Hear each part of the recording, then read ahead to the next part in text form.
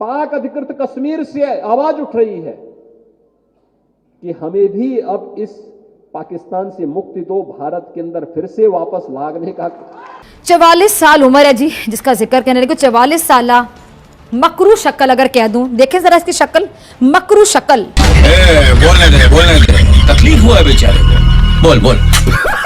का ये शख्स जिसका नाम योगी आदित्यनाथ है। पता नहीं मोदी जी, ये आपने ठीक नहीं किया है। ठीक है, मैं आपसे नाराज हूँ, लेकिन हाँ ये है कि आप लोग रोना बंद कीजिए, मेरे तक आवाज आ रही है। जी हाँ, हमने रोना बंद कर दिया है मोदी जी, लेकिन बहरहाल ये आपने अच्छा नहीं किया, मैं आपको साफ बता रही हूँ। अच्छा बात नहीं है। यूपी के सीएम ने एक स्टेटमेंट दी है। उन्होंने कहा है कि आज़ाद कश्मीर जो है वो इंडिया के साथ इल्हाक करना चाह रहा है। पाकिस्तान जो है वो आज़ाद कश्मीर को डिजर्व नहीं करता। तो गया बेटे।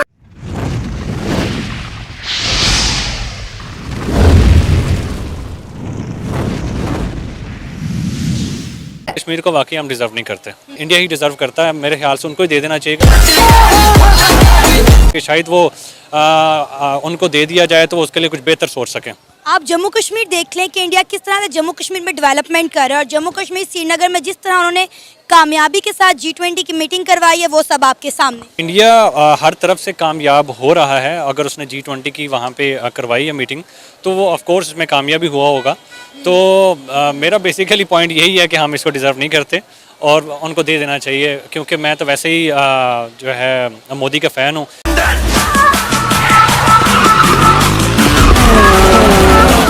इंडिया दो सरप्राइज दे रहा है। एक तो इंडिया सरप्राइज दे रहा है आफ्टर सम टाइम, और एक इंडिया अभी सरप्राइज दे रहा है, और वो ये है कि मैं नहीं बताऊंगा।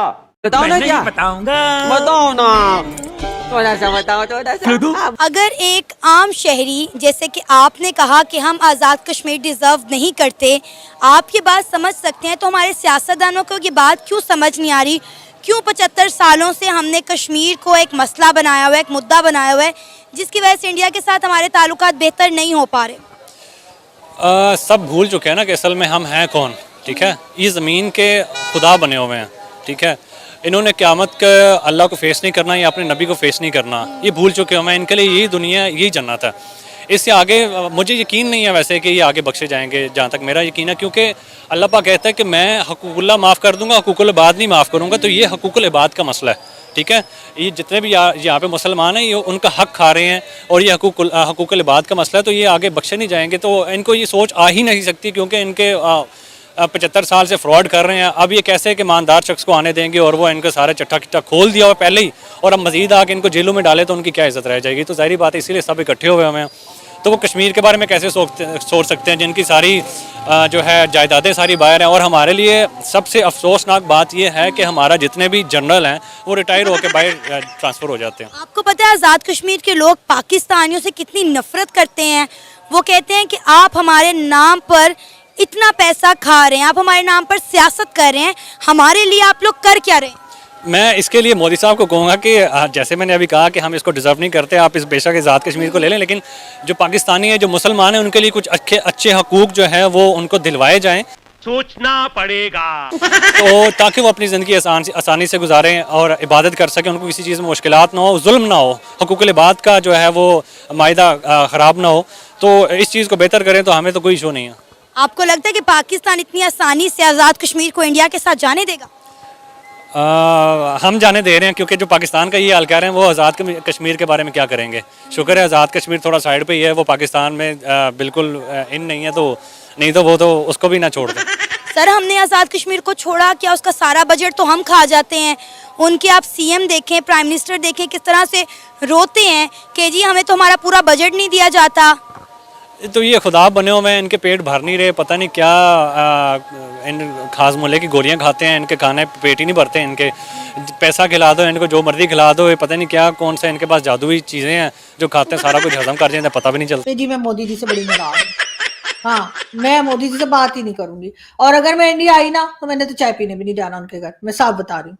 उसकी वजह ये है जी कि हम तो जी बड़े अरमान से जाके बैठे थे कि एससीओ की मीटिंग होगी दिल्ली में, और वहां पे जो है हमारे प्राइम मिनिस्टर जाएंगे तो हम भी कोई जुगाड़ लगा के पीछे पीछे पहुंच जाएंगे। मैंने तो अपने कोई 6-8 फ्रेंड्स को बता भी दिया था दिल्ली में कि, और उनसे कहा था कि बताया था। उसके बाद ये कि उन 6-8 ने आगे 10-12 को बता दिया था। इस तरीके से आधे दिल्ली को पता चल गया था कि मैं आ रही हूँ। अब हुआ ये कि जी मोदी जी ने जो है वो ये अनाउंस कर दिया है कि जी वो तो वर्चुअल मीटिंग करेंगे, और उसके बाद का मतलब यही है कि जैसे मैं और आप बात कर रहे हैं इंटरनेट पे, इसी तरीके से वो मीटिंग होगी, और जितनी भी कंट्रीज हैं उनके प्राइम मिनिस्टर जो हैं वो भी यहीं से ज्वाइन कर लेंगे। हमारे प्राइम मिनिस्टर को भी कहीं आने जाने की जरूरत नहीं पड़ेगी, इंटरनेट लगाए, स्काइप लगाए और लो जी, और उसको हेड करेंगे इंडिया के प्राइम मिनिस्टर नरेंद्र मोदी जी। तो अगर ऐसा होगा तो फिर जाहिर है कि वो लोग जो अरमान लेके बैठे थे कि जी एससीओ की मीटिंग होगी तो चलो हम भी मीडिया के लोग हैं, हम भी पहुंच जाएंगे जी थोड़ा रिपोर्ट करने, तो वो हमारी तो वाट लगा दी, और हम तो इधर ही बैठे रह गए। और वो जो कहते ये कुछ अच्छा नहीं किया मोदी जी आपने, ये मैं आपको बता रही हूँ, बड़ा मैंने प्लान किया था, और मतलब ठीक है 2-3 दिन के लिए ही आना था, हम कौन सा बड़े टाइम के लिए आ रहे थे,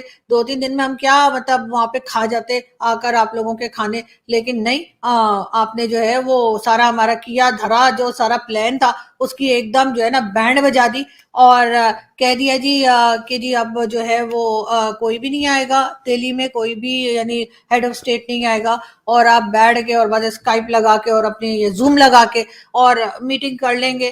तो इसका मतलब है कि बस मेरा तो इतना मूड खराब है ना कि मैं क्या बताऊं। मैंने फैसला किया है कि बस अब मैं जो है ना 2 वीक्स तक चॉकलेट्स भी नहीं खाऊंगी, और मैं सैड सॉन्ग सुनूंगी, बड़े सैड सॉन्ग निकाल के सुनूंगी। इतना मेरा दिल टूट गया ना, मैं क्या बताऊं। और मैंने तो तब प्लान किया था अपने सारे दोस्तों से मिलूंगी, और पता नहीं मोदी जी ये आपने ठीक नहीं किया है। ठीक है मैं आपसे नाराज हूँ, लेकिन हाँ ये है कि आप लोग रोना बंद कीजिए, मेरे तक आवाज आ रही है। आप लोग रोना बंद कीजिए, मेरे तक आवाज आ रही है। जी हाँ, हमने रोना बंद कर दिया है मोदी जी, लेकिन बहरहाल ये आपने अच्छा नहीं किया, मैं आपको साफ बता रही हूँ, क्योंकि मुझे तो सीधे सीधे बात करने की आदत है, मैं तो घुमा फिरा के बात करनी आती नहीं मुझे। इंडिया ने जो एससीओ की वर्चुअल मीटिंग का ऐलान कर दिया है, आपको याद होगा कि इंडिया के पास इस वक्त एससीओ की चेयरमैनशिप है और शंघाई कोऑपरेशन ऑर्गेनाइजेशन की, और उसका जो लास्ट इवेंट है वो जब फॉरेन मिनिस्टर्स कॉन्फ्रेंस हुई थी, जब बिलावल भुट्टो जरदारी भी गोवा गए थे।